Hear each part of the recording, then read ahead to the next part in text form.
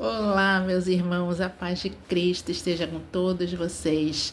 Eu espero encontrá-los bem, com saúde, na paz do Senhor e que suas famílias também estejam sendo abençoadas por nosso Deus.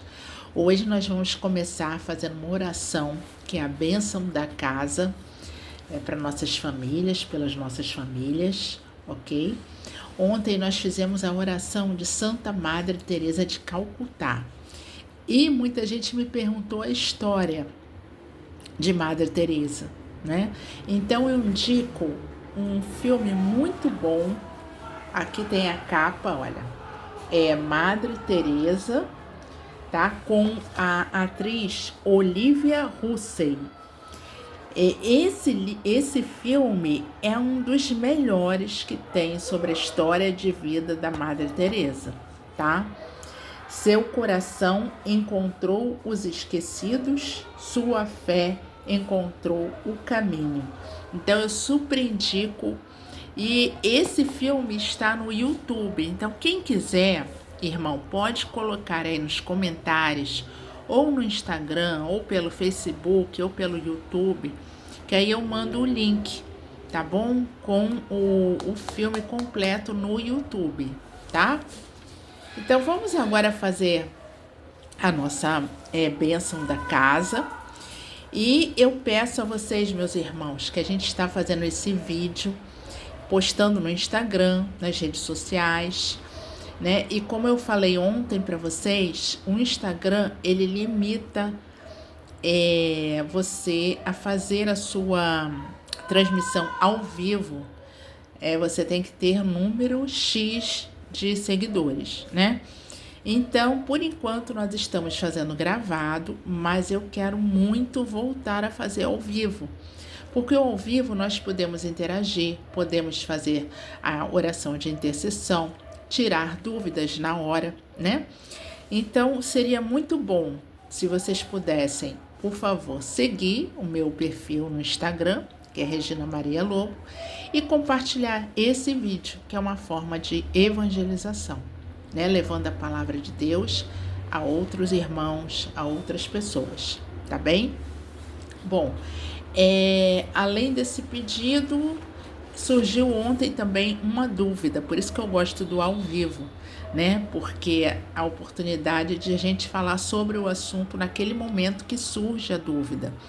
E a dúvida foi sobre a participação de Jesus na criação, né? Um irmão perguntou o que eu citei sobre o versículo, se não me engano, 22. Deixa eu verificar aqui em que existe a passagem que eu destaquei, né? Onde tem façamos. Deixa eu verificar aqui. Então Deus disse: façamos o homem à nossa imagem e semelhança, que ele reine, né? Gênesis 1, versículo 26, tá? Então, esse façamos aqui é entendido sim como a participação já do verbo. E se vocês forem em João, tá? Aí eu posso mostrar ao irmão que tinha dúvida, porque é esse o objetivo do nosso estudo, né? É correlacionar o que a gente lê no Antigo Testamento com o Novo Testamento, tá? Então, vamos abrir lá e a gente já vai fazer oração, tá? Eu só vou mostrar, tirar essa dúvida antes da gente começar, porque como esse vídeo aqui só pode ter 20 minutinhos no Instagram, então não temos muito tempo, né? Então, eu vou mostrar para os irmãos aonde está a parte que fala exatamente sobre isso, tá? Aqui, olha, vamos lá em João. O João vai falar no capítulo 1. Ele já abre falando sobre o verbo divino. Vejam só o que ele fala no capítulo 1, versículo 1. No princípio era o verbo, e o verbo estava junto de Deus, e o verbo era Deus. Ele estava no princípio junto de Deus. Então aí eu espero que esse irmão que apresentou essa dúvida tá? Com essa passagem que eu ilustrei aqui do Novo Testamento, ele entenda a presença do Verbo, que é a palavra de Deus desde o início dos tempos, desde a criação. Aí se a gente continuar a leitura, né? Tudo foi feito por ele e sem ele nada foi feito. Nele havia vida e a vida era a luz dos homens. A luz resplandece nas trevas e as trevas não a compreenderam, né? O povo eleito não compreendeu essa luz. Então, meus irmãos, tirando essa dúvida, né, do irmão, tá? Nós agora vamos para a nossa oração. Só que a oração agora me fugiu aqui. Peraí, deixa eu encontrar. Acho que eu botei aqui dentro da Bíblia, tá aqui. Vamos lá. É a bênção da casa. Ó Deus, abençoai e protegei os moradores desta casa. Abençoai tudo que se encontra em nossa casa, os que nela entram e os que dela saem. Guardai nossa casa e dai-nos a vossa paz. Dai-nos coragem para enfrentar com sabedoria e amor a luta do dia a dia, transformando-nos em instrumento de vossa vontade. Amém. Muito bonita essa oração, né? A bênção da casa é uma bênção muito importante, porque é o nosso lar, onde começa o nosso primeiro amor, onde nós aprendemos, somos catequizados, né? Pelos pais. Então, a gente sempre tem que estar em oração pela nossa família. Bom, vamos então dar sequência. Ontem nós paramos no 6º dia da criação. Vocês se recordam, né? Agora nós damos sequência, continuamos ainda na parte da criação divina, no capítulo 2. E vamos ler pausadamente para que a gente possa saborear essa leitura que é muito bonita. Então vamos lá, capítulo 2 de Gênesis, versículo 1. Assim foram acabados os céus, a terra e todo o seu exército. Tendo Deus terminado no 7º dia a obra que tinha feito, descansou do seu trabalho. Ele abençoou o 7º dia e o consagrou, porque nesse dia repousara de toda a obra da criação. Tal é a história da criação dos céus e da terra. No tempo em que o Senhor Deus fez a terra e os céus, não existia ainda sobre a terra nenhum arbusto nos campos, e nenhuma erva havia ainda brotado nos campos, porque o Senhor Deus não tinha feito chover sobre a terra, nem havia homem que a cultivasse. Mas subia da terra um vapor que regava toda a sua superfície. O Senhor Deus formou, pois, o homem do barro da terra e inspirou-lhe nas narinas um sopro de vida, e o homem se tornou um ser vivente. Ora, o Senhor Deus tinha plantado um jardim no Éden, do lado do Oriente, e colocou nele o homem que havia criado. O Senhor Deus fez brotar da terra toda sorte de árvores, de aspecto agradável e de frutos bons para comer, e a árvore da vida no meio do jardim, e a árvore da ciência do bem e do mal. Um rio saía do Éden para regar o jardim e dividia-se em seguida em 4 braços. O nome do primeiro é Fison, e é aquele que contorna toda a região de Evilá, onde se encontra o ouro. O ouro dessa região é puro. Encontram-se ali também o bedélio e a pedra ônix. O nome do segundo rio é Geom, e é aquele que contorna toda a região de Cush. O nome do terceiro rio é Tigre, que corre ao oriente da Assíria. O quarto rio é o Eufrates. O Senhor Deus tomou o homem e colocou-o no jardim do Éden para cultivá-lo e guardá-lo. Deu-lhe este preceito: podes comer do fruto de todas as árvores do jardim, mas não comas do fruto da árvore da ciência do bem e do mal, porque no dia em que dele comeres, morrerás indubitavelmente. O Senhor Deus disse: não é bom que o homem esteja só. Vou dar-lhe uma ajuda que lhe seja adequada. Tendo, pois, o Senhor Deus formado da terra todos os animais dos campos, todas as aves dos céus, levou-os ao homem, para ver como ele os havia de chamar. E todo nome que o homem pôs aos animais vivos, esse é o seu verdadeiro nome. O homem pôs nomes a todos os animais, a todas as aves dos céus e a todos os animais dos campos, mas não se achava para ele uma ajuda que lhe fosse adequada. Então o Senhor Deus mandou ao homem um profundo sono, e enquanto ele dormia, tomou-lhe uma costela e fechou com carne o seu lugar. É da costela que tinha tomado do homem, o Senhor Deus fez uma mulher e levou-a para junto do homem. Eis agora aqui, disse o homem, o osso de meus ossos e a carne de minha carne. Ela se chamará mulher, porque foi tomada do homem. Por isso o homem deixa o seu pai e sua mãe para se unir à sua mulher, e já não são mais que uma só carne. O homem e a mulher estavam nus e não se envergonhavam. Então, vejam bem, meus irmãos, isso aqui é um relato, né? Exatamente de como foi a criação do ser vivente, né? Mais detalhada, mais pormenorizada, com os pormenores, né? Que a mulher foi feita da costela de Adão. Então, eu destaco aqui alguns pontos de Gênesis 2, porque a gente há que observar as qualidades de Deus, os atributos, né? A gente sempre tem que observar.